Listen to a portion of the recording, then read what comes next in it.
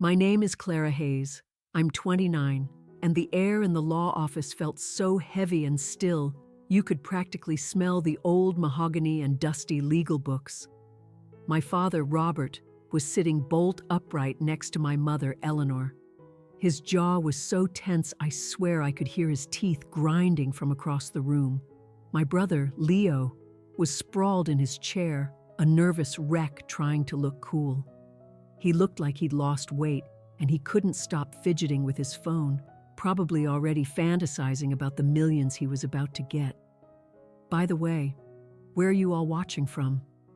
Let me know in the comments, and please hit that like and subscribe button if you've ever been the black sheep of your family. Trust me, you're going to want to see how this played out. So there we were, the Hayes family, assembled for the reading of my grandpa Arthur's will. He'd passed away 6 months earlier, and to be honest, he was the only one in that room who ever made me feel seen. My dad had been acting like a predator circling its prey ever since, making hushed calls to wealth managers and muttering about finally getting the family's due. I'd always been the odd one out. My dad and Leo shared the same sharp, angular features and dark hair, but I took after my mom, with a softer face and lighter hair. Grandpa Arthur used to tell me I was the spitting image of his late sister, Eleanor, a woman I'd never met. Mr. Sterling, the family's lawyer for what felt like 100 years, cleared his throat. This was it. Arthur Hayes built a considerable legacy in his lifetime, he began, his voice echoing in the silence. Hayes consolidated extensive real estate holdings, various investment portfolios, and several trusts. The total estimated value of the estate is approximately $210 million. The room went dead silent. Even my dad, who thought he had a good grasp of Grandpa's finances, looked floored. Leo's phone actually clattered to the floor. "To my son, Robert, Mr. Sterling went on. I leave the sum of $4 million in the hope that he might finally learn the value of earning something for himself." Dad's face turned a deep shade of crimson, but he held his tongue. My mother, Eleanor, received her prized art collection and the downtown penthouse, which together were worth about $10 million. And then, the main event. To my grandson, Leo Hayes, I bequeath $40 million, trusting he will use it to secure his future. Leo let out a choked sound that was half gasp, half cheer. I'd noticed he'd been avoiding us lately, and when he did show, he was jumpy and on edge. Then, every eye in the room swiveled to me. The family disappointment. The daughter who became an art teacher instead of a corporate shark. The one who chose kindness over killer instinct. My father shot me a look I knew all too well, a bitter cocktail of pity and disgust. And to my granddaughter, Clara, the lawyer read, his voice becoming strangely flat. He quoted directly from the will. Clara is to receive nothing from the estate. It is time she learned to make her own way in this world. The silence was so absolute it was ringing in my ears. My mother actually smiled, a thin, vicious little smirk she always wore when I was put back in my place. Leo let out a sharp, derisive laugh.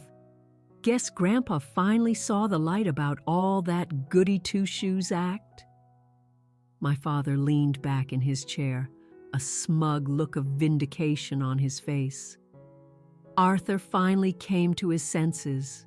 Clara, this is the consequence of wasting a good education on crayons and macaroni art instead of joining the family business. The air rushed out of my lungs. It was a physical blow. After all those years, all those weekends spent with Grandpa, listening to his stories, making sure he took his meds when everyone else was too busy golfing or shopping. This was how it ended, but Mr. Sterling was still sitting there, not moving. He shuffled some papers and cleared his throat again. However, there is one final piece of business. He pulled out a thick, legal-sized envelope, sealed with a glob of dark red wax. Your grandfather left strict instructions that this was to be opened only after the main will was read and only with Clara present. My dad's smug expression vanished. What envelope? What are you talking about? There was no mention of another envelope. What happened in the next 5 minutes would shatter our family forever. The room held a collective breath as Mr. Sterling carefully broke the red wax seal on the secret envelope. As he scanned the document inside, his eyes widened, and for a split second, his practiced professional mask slipped. My father began to fidget in his chair. For the first time all day, he looked genuinely anxious. "This," Mr. Sterling announced, choosing his words with care, "is a separate codicil to the will. It's written entirely in Arthur Hayes's own hand and was properly witnessed." He then looked straight at me. "Clara, your grandfather left you something quite different from what was just stated." I could feel the hostile energy from my family boring into my back, but something in the lawyer's tone made my spine straighten. The little art teacher they all dismissed was about to find out that Grandpa Arthur had seen something in her that nobody else had bothered to look for. "My dearest Clara," Mr. Sterling began reading from the letter, his voice now filled with a strange warmth. "If you are hearing this, it means you have just been forced to witness the true character of your family. I am deeply sorry for that bit of theater, but I needed them to show their true colors before you could learn the truth." My dad's face was turning purple. "What truth? What is this nonsense, Sterling?" The lawyer ignored him and continued reading. "Clara, you were the only one who ever visited me without an agenda. You asked about my day, my health, my past. You didn't just inherit your great-aunt Eleanor's blue eyes. You inherited her kind and gentle soul." My throat felt tight. It was all starting to make a twisted sort of sense. "For that reason, I'm leaving Clara Hayes a 51% controlling interest in Hayes Consolidated, effective immediately.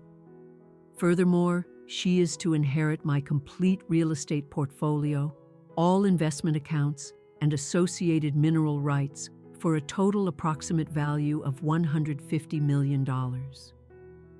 The silence that followed was so profound, I could hear the frantic pounding of my own heart.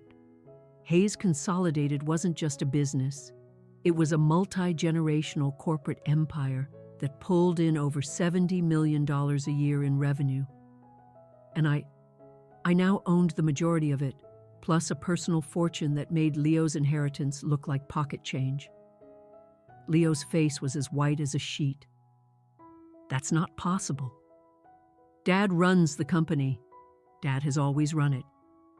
"No," Mr. Sterling corrected him gently.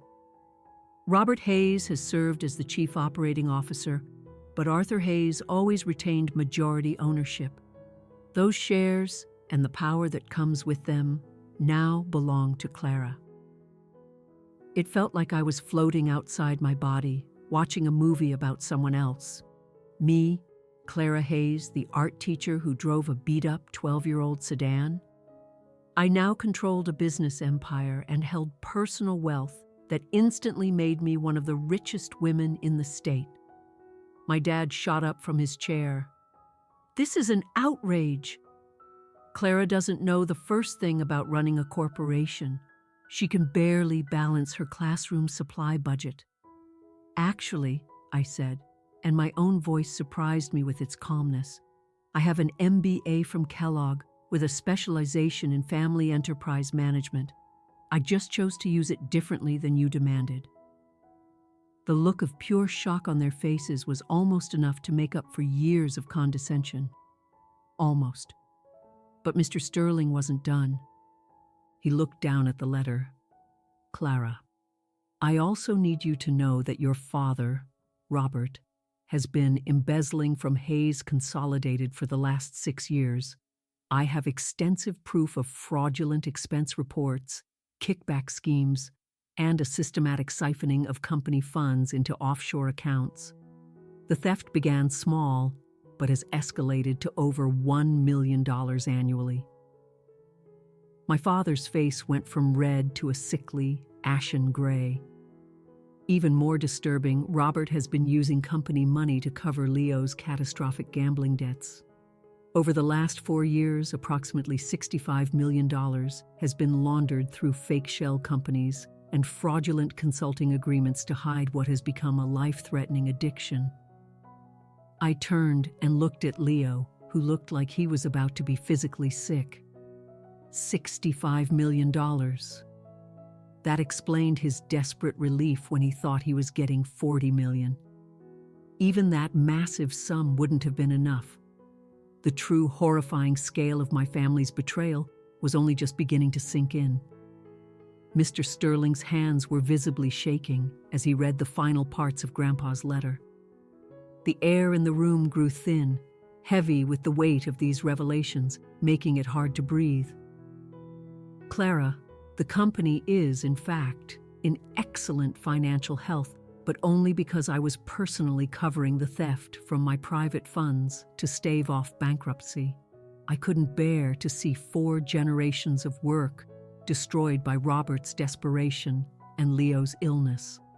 I looked at Leo, who was staring at his own hands as if they were alien to him. "Leo, is it true? 65 million?"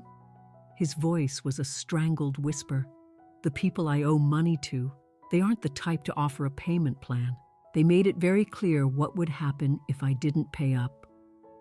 He instinctively touched his side, and through his shirt, I could see the faint, yellowing outline of old bruises on his torso. Dad was trying to save my life. Suddenly, it all clicked into place.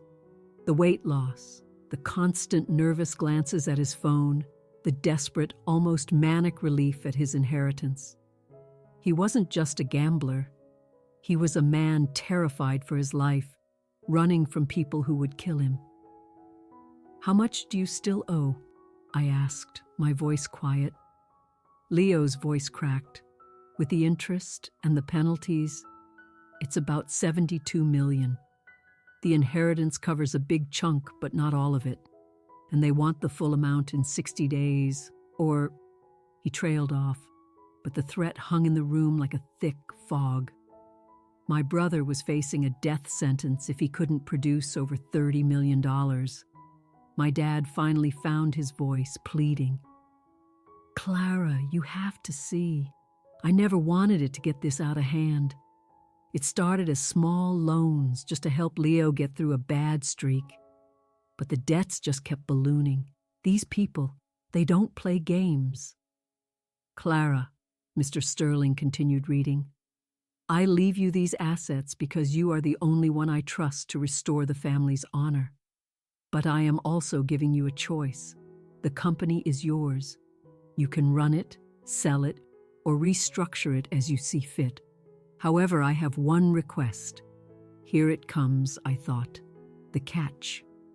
"If you choose to take command of Hayes Consolidated, you must be the one to decide what to do about Robert's employment. The evidence of his crimes is located in Safety Deposit Box 718 at Sterling National Bank. The key is taped to the underside of the bottom drawer of my study desk. But remember, my dear Clara, sometimes the most just choice is not the easiest one, and family loyalty must be weighed against honor and responsibility." The room exploded. Dad was shouting about impossible choices and desperate fathers. Mom was sobbing, though whether it was from shame or fear, I couldn't tell. Leo just stared at me, his eyes filled with the desperation of a drowning man seeing a single piece of driftwood. And me? The art teacher they'd written off was already running the numbers, realizing the sheer scale of what I'd just inherited. It wasn't just wealth and power, it was the burden of my entire family's survival. "There's one last part," Mr. Sterling said, raising his voice over the chaos. The room fell quiet again.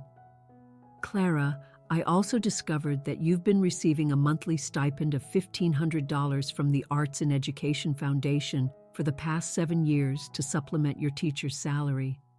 I established that trust myself. I wanted you to be able to follow your passion without financial worry while I prepared you for this day. That explained everything.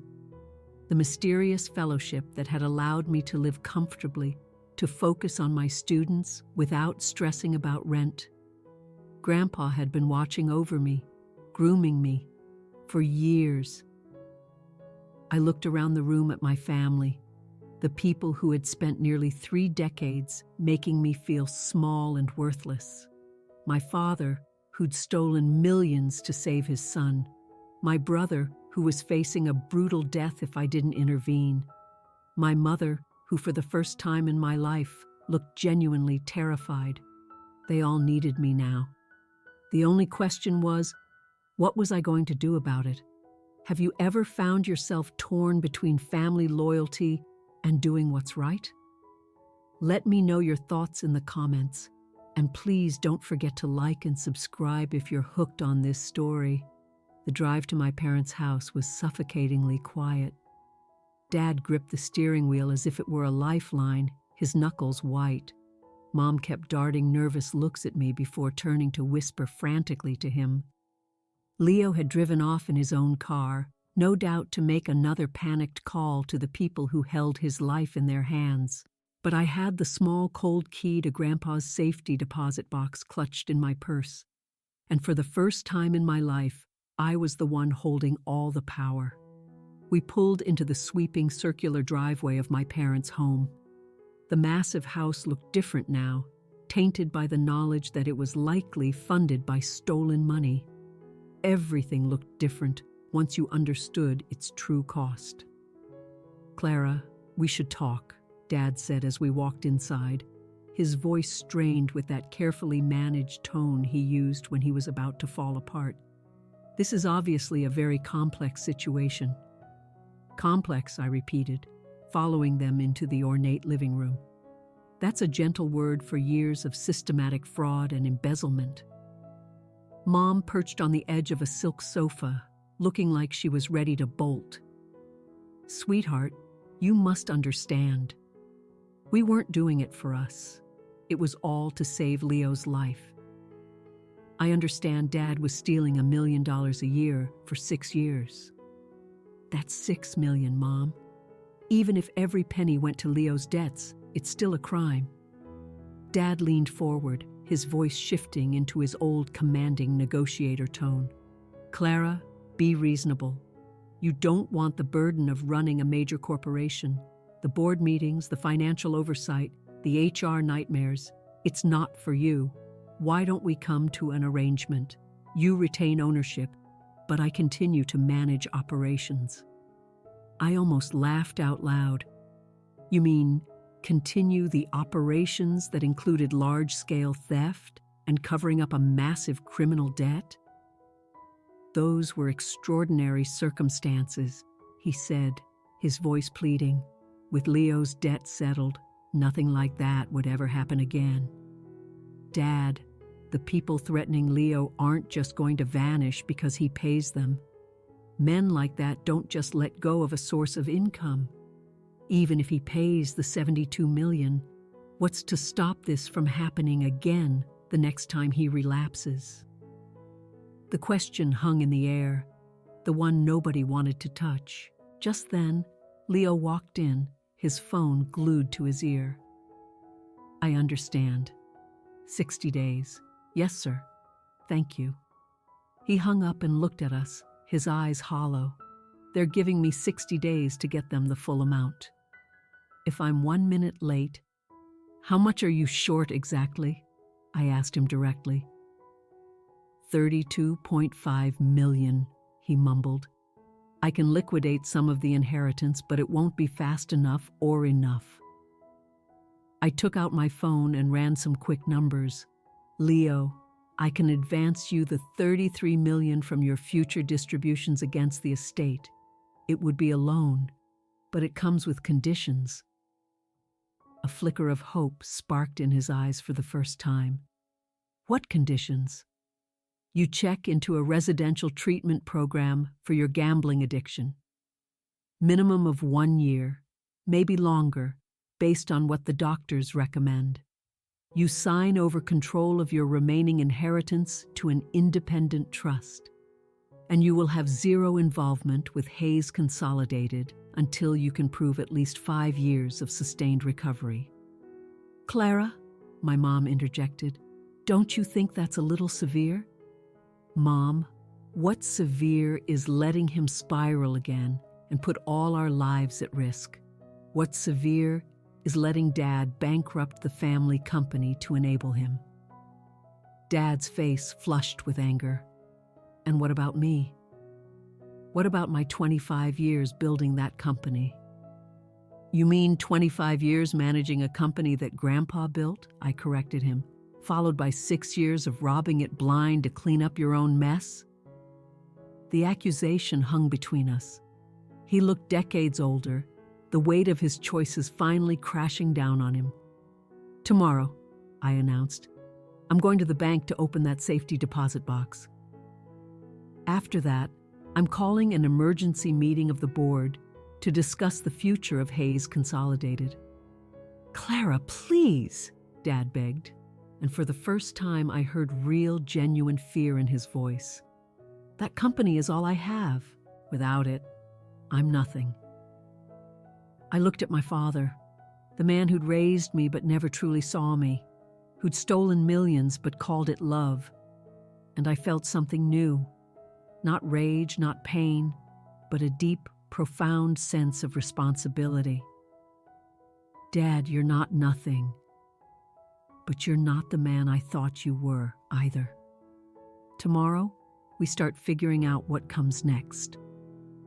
The next morning, I was standing outside Sterling National Bank a half hour before it opened, watching the city wake up and trying to wrap my head around how my entire world had been turned upside Irvy in less than a day. My principal, Mrs. Davis, had been surprisingly understanding when I'd called in for an emergency family leave, though she had no idea her elementary school art teacher was now one of the city's wealthiest individuals. The vault area of the bank felt cold and sterile, all polished steel and humming fluorescent lights. It felt like a place where secrets were kept. Box 718 was bigger than I'd imagined, and when I turned Grandpa's key, I saw why. It was packed with 6 thick, meticulously organized folders, each labeled in Grandpa's familiar, precise script. The first folder, titled Robert's Financial Misconduct, contained 6 years of evidence that made my stomach churn. Dad's theft had started with small falsified expense reports, but had grown into a complex web of shell corporations and fake invoices as Leo's situation grew more desperate. The second folder, Leo's Creditors, was like something out of a gangster movie. These weren't just casino markers. Leo had gotten himself tangled up with organized crime figures, people who charged interest rates that made loan sharks look charitable. The threats in the later correspondence were sickeningly graphic. But it was the third folder that made my hands tremble. Hayes Consolidated, True Financials. The company wasn't just healthy, it was a powerhouse. Revenue had skyrocketed over the last 5 years, even with my father bleeding it dry. Without that constant drain, the company should have been expanding exponentially. The fourth folder held a surprise. It was labeled Clara's Dossier. Inside were copies of every paper I'd ever written for my MBA, glowing letters of recommendation from my professors, and detailed critiques of my academic projects. Grandpa had been following my career for years, quietly building a case file that proved I was not just qualified to run the company, I was perfectly educated for it. Tucked at the bottom was a handwritten note. Clara. You're inheriting a responsibility, not just money. You must decide what kind of leader you will be. The easy path is to sell and walk away. The right path is harder to find and even harder to walk. Trust your instincts. Dash Grandpa Arthur. My phone vibrated, a text from Leo. Can we meet? I need to tell you more about the debts. It's worse than I said. I texted back, the Coffee Bean on Elm Street. Noon. That gave me 3 hours. I was going to use them. My first stop was the law office of Amelia Vance. I'd found her online. She had a reputation as a bulldog corporate attorney who was fiercely protective of her clients. Exactly what I needed. Amelia's office was all glass and steel, the kind of sleek, intimidating space that exuded competence. When I laid out my situation and showed her the copies of Grandpa's evidence, her eyes lit up with a sharp, professional curiosity. "Ms. Hayes," she said, leaning back, "your grandfather was extraordinarily meticulous. You have irrefutable proof of embezzlement, clear legal ownership, and most critically, the financial leverage to either save or ruin everyone involved." "I don't want to ruin my family," I said, "but I can't let this go on." "Then we have to be strategic," she advised. "As the majority shareholder, you have the right to fire your father immediately. But given the family dynamics and the nature of these crimes, I recommend calling an emergency board meeting for early next week. It gives us time to prepare our case and gives your family time to face the new reality." "What about Leo? The people threatening him won't wait for a board meeting." Amelia's expression grew serious. "If these creditors are who this documentation suggests, your brother is in extreme physical danger.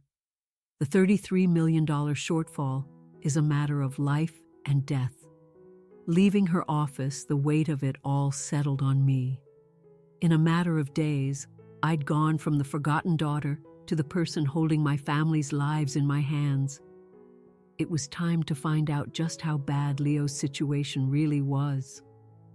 Leo was already at the coffee shop when I arrived, hunched over a small table in the back corner, as if trying to make himself invisible. The golden boy who had coasted through life on looks and charm now looked like a ghost. His hand shook so badly he could barely lift his cup. "Thanks for coming," he said as I sat down. "I wasn't sure you would." "What did you need to tell me, Leo?" He took a deep, shaky breath. "The debt. It's not just about the money. The people I owe, they're not just charging interest. They're using my debt to launder money through Hayes Consolidated." My blood ran cold. "What are you talking about? Some of those fake consulting firms Dad set up? They're being used to wash dirty money, drug profits, illegal gambling rackets. For the last 18 months, our family company has been their personal washing machine." I set my cup down, trying to keep my hands from shaking. "Leo, are you telling me that Hayes Consolidated is involved in money laundering?" "Not unknowingly," he whispered. "Dad figured it out about 6 months ago. By then, we were in too deep. They made it clear that if we tried to stop, they'd kill me and set Dad up to take the fall for the entire operation." The world seemed to tilt. This wasn't just about debt and embezzlement anymore. This was organized crime, federal charges, a scandal that could not only destroy my family but also every single employee at the company. "How much have they laundered?" "About $12 million over the last year and a half. The contracts are all papered to look legitimate, but the work never happens. It's a ghost operation." I pulled out my phone, my fingers flying as I took notes. "Who else knows?" "Just me and Dad. Mom has her suspicions, but we've kept her in the dark to protect her." Leo's voice cracked. "Clara, I swear I never meant for any of this to happen. The gambling, it started as a way to blow off steam. But then I kept winning, and the stakes got bigger, and when I started losing, I was sure I could win it all back. "Leo, listen to me," I said, my voice low and urgent. "Do these people know about my inheritance? Do they know I control the company now?" His face went ash white. I might have mentioned it when I was begging for the 60-day extension. "Why?" I screamed in my head. "Because now they know there's a new piggy bank to raid. Now they know they can squeeze me just like they squeezed Dad." "We need to get you into protective custody," I said. "Now, today, before they realize you're more valuable as leverage against me than as a debtor. I can't hide forever, Clara. Even if I pay them, they'll just force me to keep washing their money. That's how it works. Once you're in for life." He looked at me, his eyes pleading. Unless someone with real power shuts them down for good." The implication was terrifyingly clear. He wasn't just asking for $33 million to save his skin. He was asking me to use my newfound power and wealth to go to war with the mob. As I walked back to my car, my phone rang. It was Amelia Vance. "Clara, we have a problem. I've been digging into Hayes Consolidated's recent contracts. I'm seeing major irregularities that look a lot like a money laundering scheme. We need to meet immediately." "I know," I said quietly. "It's much worse than you think." The art teacher who'd been dismissed as a failure was about to learn that running an empire might be the easy part. The hard part would be staying alive long enough to do it. Amelia Vance's emergency Saturday meeting felt less like a legal consultation and more like a war council. Her conference room was buried under financial reports, legal briefs, and stacks of what looked like surveillance photos. When I arrived, she was on the phone, speaking in that clipped, urgent tone lawyers use when everything is on the line. "Yes, I understand the federal jurisdiction. We need to move on this now."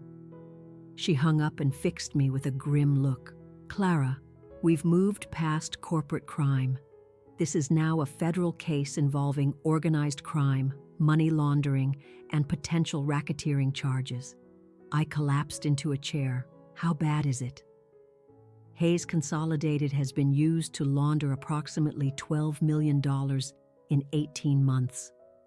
That's enough to trigger the RICO Act, which means everyone even remotely associated with the company, including you as the new owner, could face criminal charges unless we get ahead of this immediately. "What do you mean, get ahead of it?" Amelia slid a thick file across the table. "I've been in contact with the FBI's Financial Crimes Task Force. They've had this particular crime family under surveillance for a while, and they're willing to offer your family immunity in exchange for full cooperation." My hands started to shake. "The FBI? Leo just told me about the laundering this morning. I didn't know it was already being investigated." "Your brother's creditors aren't just thugs, Clara. They're part of the Costello crime family, one of the most sophisticated criminal operations in the country. The FBI has been trying to crack their financial network for years." She opened the folder, revealing photos of men in sharp suits coming and going from the Hayes Consolidated headquarters. These were all taken within the last 6 months. "Recognize anyone?" I studied the faces. One of them was familiar. A man I'd seen at company events, someone Dad had introduced as a potential new client. Another shot showed that same man shaking hands with Leo outside a restaurant. "This one," I said, pointing. Dad introduced him as Anthony Gallo, said he was in logistics. Anthony Tony Gallo is Victor Costello's nephew and the family's chief money launderer. If he's been meeting with your father and brother, then your company wasn't just an accidental victim. It was a deliberately targeted front. The room felt like it was spinning.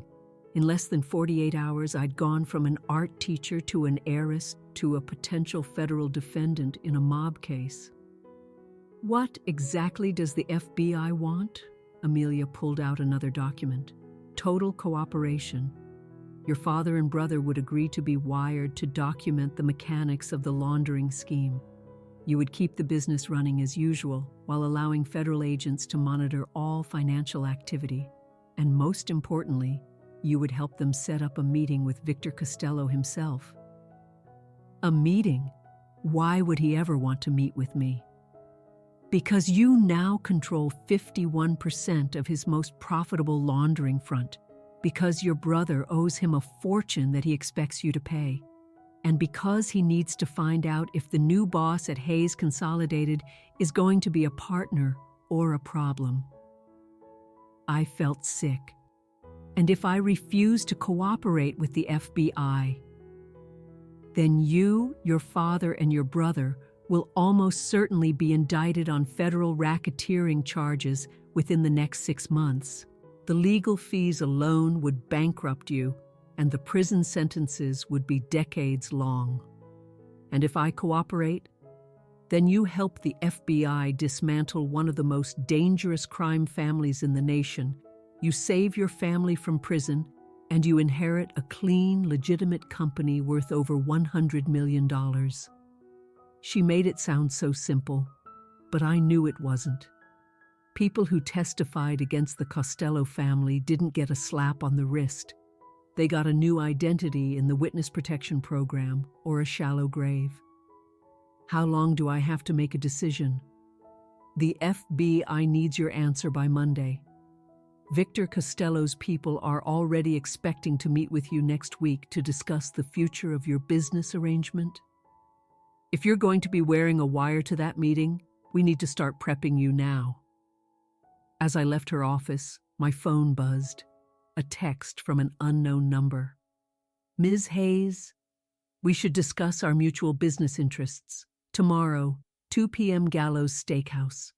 Come alone. It wasn't signed, but I knew exactly who it was from. Victor Costello wasn't giving me time to decide. He was making the decision for me. What do you think I should do? Risk my life working with the FBI or try to handle a mob boss on my own? Drop your predictions in the comments below. I called Amelia the second I got the text. An hour later, I was back in her office, this time with 2 FBI agents who looked like they'd been sent from Central Casting. They had serious faces, dark suits, and an unnerving quietness that spoke volumes. Special Agent Davis introduced herself and her partner, Agent Miller. Ms. Hayes, we've been tracking the Costello family for 3 years. Your situation presents a unique opportunity to get inside their operation. What you're asking me to do could get me killed, I stated flatly. Agent Miller nodded. We won't sugarcoat it. There are risks, but Victor Costello is not going to forgive your brother's debt and walk away from a lucrative laundering operation. Whether you work with us or not, you are already on his radar. What kind of radar? Agent Davis opened a tablet and showed me a video file. It was grainy surveillance footage from the day before, showing Leo walking to his car while a dark sedan followed him at a distance. Your brother is under constant watch. These people do not make idle threats. My stomach knotted with a mix of fear and fury. What about witness protection? We can offer temporary security, but it's not a permanent solution. The only way to permanently neutralize the threat is to build a case so airtight that we can dismantle their entire organization. Amelia leaned forward. Clara, there's more. A legitimate, clean Hayes Consolidated could be an invaluable asset in future investigations. With your cooperation, we could turn the company into a controlled entity that helps law enforcement monitor and document criminal financial networks for years to come. You want me to run a front for the FBI? No, Agent Davis said firmly. We want you to run a real, profitable company that also provides critical intelligence. Hayes Consolidated would continue to operate normally, employ its staff, and generate revenue. But under our guidance, it would also be used to track illicit cash flows and identify other businesses being exploited by organized crime. I walked to the window, looking out over the city where I'd spent my life feeling invisible. Now I was being asked to be the linchpin in a high-stakes war. If I do this, what happens to my father and Leo?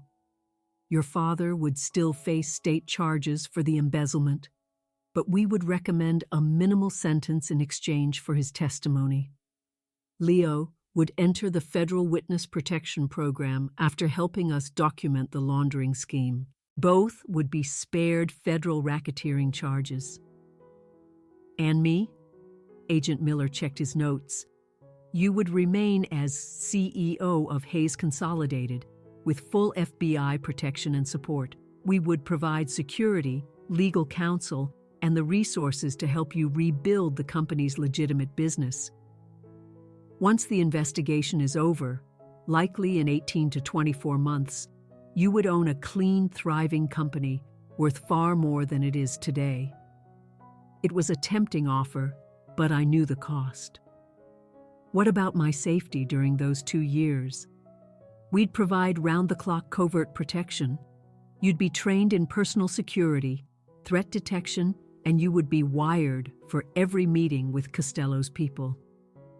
My phone buzzed again. The same number. Looking forward to our chat tomorrow. Your family's future is on the line. Amelia showed the text to the agents. Agent Davis's expression hardened. That's Costello's personal number. He doesn't usually make direct contact unless he's ready to make someone a permanent part of his organization. Or eliminate them, Agent Miller added grimly. I sank back into the chair, the weight of it all pressing down on me. Just yesterday, my biggest problem was my brother's gambling. Now I was choosing between federal prison and going undercover against the mob. What would happen at that meeting tomorrow? Agent Davis pulled out a tiny object that looked like a shirt button. If you agree, you'll wear this. We'll have agents at surrounding tables and a team monitoring the feed in real time. Your job is to act like the nervous, overwhelmed new business owner you are. Let him guide the conversation. That part shouldn't be too hard, I said with a humorless laugh. Exactly. The best cover is the one that's closest to the truth. I thought about my art students, about the simple, colorful world I'd lived in just a few days ago.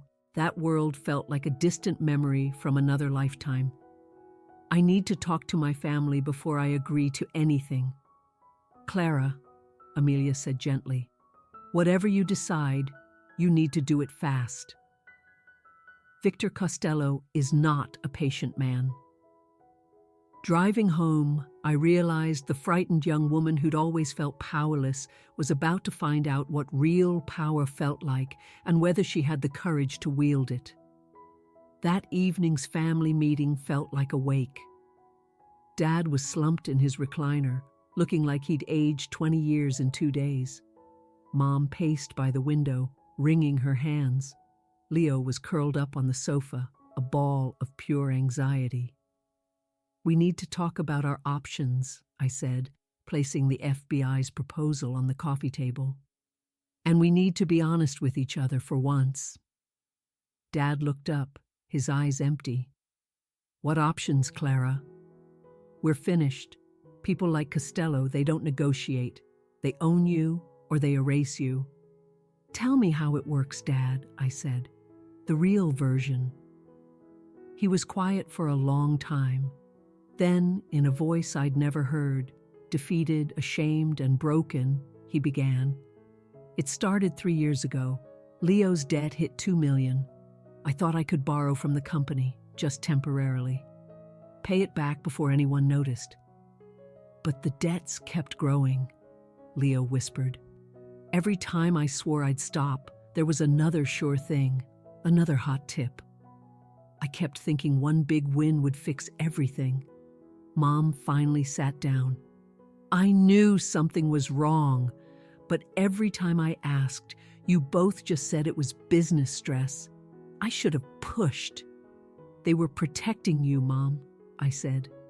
If you'd known about the money laundering, you'd be facing the same charges. Dad's head snapped up. Money laundering? How did you? I explained everything. The meetings with Amelia, the FBI, Costello's text. I watched their faces shift from shock to terror to a faint, fragile flicker of hope. When I was done, the only sound in the room was the ticking of the grandfather clock. So our choices are prison or being FBI informants? Leo asked. Or we try to deal with this on our own and end up dead, I answered bluntly. Victor Costello isn't going to let a $12 million laundering operation just walk away. Dad leaned forward. Clara, you don't get it. These men are animals. I've been in meetings with Tony Gallo. They talk about violence like it's the weather. They've shown me pictures of what happens to people who cross them. Which is exactly why we need federal protection, I argued. Dad, you and Leo would testify, help them build the case, and then go into witness protection. It's a way out. What about you? Mom asked, her voice trembling. I took a deep breath, the words feeling foreign in my own mouth. I stay. I run Hayes Consolidated as an asset for the FBI, helping them monitor Costello's network while I rebuild our company. The room erupted. Dad was yelling about the insanity of putting me at risk. Mom was sobbing, begging me to just sell everything and run. Leo was just apologizing over and over for dragging us all into his nightmare. But beneath the panic, I saw it. Hope. For the first time, we had a path forward that didn't end in a jail cell or a coffin. There's more, I said, once they'd quieted down. The FBI believes that once the company is clean, Hayes Consolidated could be worth over $200 million. The legitimate business is incredibly strong. If we do this, and we survive, we come out of it with a clean, valuable, and powerful company. Dad looked at me, his expression something close to awe. Clara, a few days ago you were teaching kids how to draw. Now you're talking about running a corporation and working with the FBI. Are you sure you can do this? For the first time in days, I smiled, a real smile. Dad, I've spent the last 6 years managing a room full of 35-year-olds. How much harder can a few mobsters be?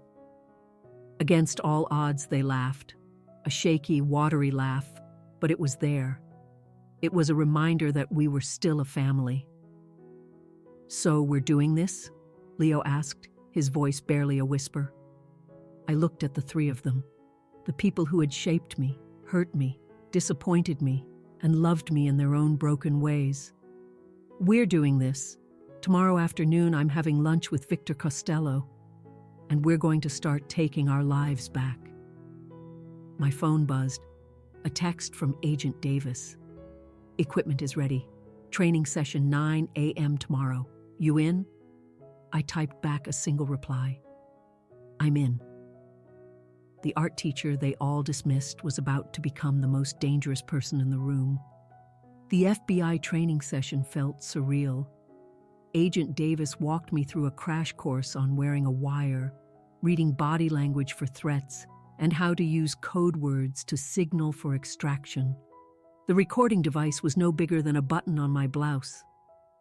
Remember, Agent Miller said, your goal isn't to get a confession. It's to get him talking about the business arrangement with Hayes Consolidated. Let him do the talking. These guys love to brag about how smart they are. What if he asks me directly about continuing the laundering? Be vague, but agreeable. Say you're still getting a handle on the company's finances and need time to review all partnerships. It buys you time without raising suspicion. At 1:45 p.m., I walked into Gallo's Steakhouse. The nervous energy I felt was 100% real. The maitre d' led me to a secluded booth where two men were waiting. Victor Costello was shorter than I expected, impeccably dressed in a way that whispered wealth, not shouted it. Tony Gallo sat beside him, the man from the photos. "Ms. Hayes," Victor said, standing and extending a hand. His grip was firm and dry. "Thank you for coming. Please."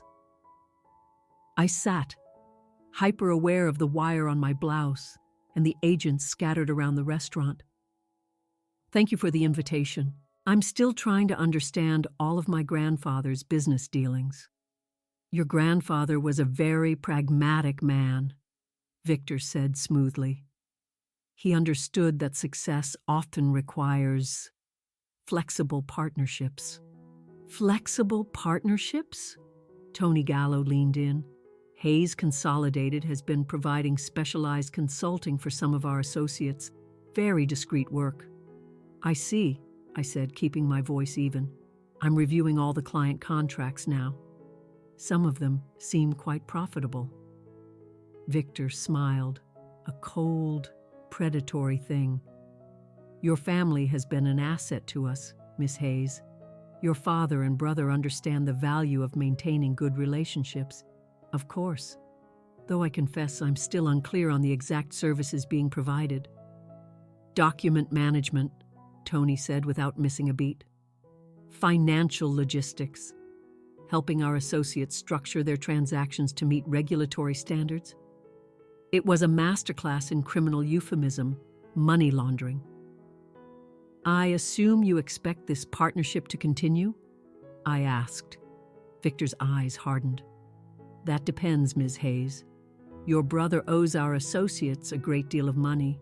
Your father was very accommodating in helping us resolve that issue through creative business arrangements." "Creative arrangements?" "The consulting fees I mentioned, they've been applied to your brother's outstanding debt. A mutually beneficial relationship." I nodded, trying to look like a naive heiress, slowly putting the pieces together. "How much does Leo still owe?" $32.5 million, Victor said instantly, plus interest. "We understand you've come into significant resources," Tony added, his meaning crystal clear. This was it. The real test. They wanted to know if I would continue the laundering operation to pay off Leo's debt, if I could be controlled. "My inheritance certainly presents new opportunities," I said carefully, "though I'm sure you understand any major business decisions must be made in a prudent and legal fashion." Victor's smile vanished completely. "Ms. Hayes, let me be plain. Your family's financial security, and indeed their physical safety, are contingent on our continued business relationship. We expect our partnership to continue, unchanged." The threat was bone-chillingly clear. My heart hammered against my ribs, but I held his gaze. "I appreciate your candor, Mr. Costello. As I said, I'm still evaluating all aspects of the business. These are large decisions that require careful thought." "Of course," he replied, but his tone made it clear my thought period was to be very, very short. As we stood to leave, Victor placed a hand on my arm. It was meant to look friendly, but it felt like a brand. "Miss Hayes, I look forward to a long and profitable relationship with you.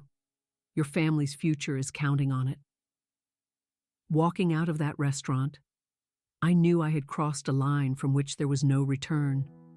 The art teacher was gone. In her place was someone new, someone I didn't even recognize. 6 months later, I stood in that same boardroom, but I was a different person. The morning's headlines were laid out on the polished table. Costello crime family dismantled in sweeping federal raids. Hayes Consolidated CEO key to FBI takedown. From art teacher to undercover asset, the Clara Hayes story. The board members looked at me with a mixture of awe, respect, and pride. "Good morning," I began, taking my seat at the head of the table that once intimidated me so much. Before our quarterly review, I have an update. Yesterday, Victor Costello was sentenced to 25 years in federal prison. His nephew, Tony Gallo, received 15. Their entire operation has been shut down. The room broke into applause. Patricia, a board member who'd known me my whole life, wiped a tear from her eye. Clara, the courage you've shown. It's extraordinary. The company, I continued, passing out the new financial reports, is also more profitable than it's ever been. With our integrity restored, Hayes Consolidated posted record revenues of $87 million this quarter. Our CFO nodded. Clara, the employee profit-sharing plan you instituted has transformed this company. People are invested because they have a real stake in our success. Which brings me to my next item, I said. I am formally implementing the employee ownership transition we've been discussing. Every person who works for this company will now receive equity proportional to their service and contribution. The vote was unanimous. After they left, I sat alone, thinking about the last year. I'd walked into a law office, humiliated and broken. Today, I was the CEO of a company that employed over 400 people, a company being hailed as a model of ethical transformation. My phone buzzed. A text from a former colleague at the school. Saw you on the news again. The kids still ask about Miss Hayes. Are you happy? I smiled. Michael was 18 months clean and working as a counselor at a treatment facility. Dad had served 6 months for his crimes and was now consulting for Amelia's firm, helping other family businesses avoid the mistakes he'd made. Mom had started a nonprofit for families struggling with gambling addiction. We were still a family, but a new kind, one built on truth, not lies. Outside, the sun was setting. I finally belonged exactly where I was, not because of an inheritance, but because I had become the person Grandpa Arthur always believed I could be. The FBI had kept me safe, but the person who emerged from that fire was someone I had forged myself. The scared girl who was told she wasn't good enough had proven she was more than anyone could have imagined. If my story resonated with you, please like and subscribe for more stories about people finding their strength. Sometimes the greatest inheritance isn't money. It's the courage to become who you were always meant to be. Grandpa Arthur gave me more than a fortune. He gave me the chance to believe in myself. The art teacher they wrote off had stared down the mob, rebuilt an empire, and saved her family, all while holding on to the values that made her worthy of it in the first place. The girl who was told to go earn her own money had done just that, and in doing so, she'd earned something far more precious, herself.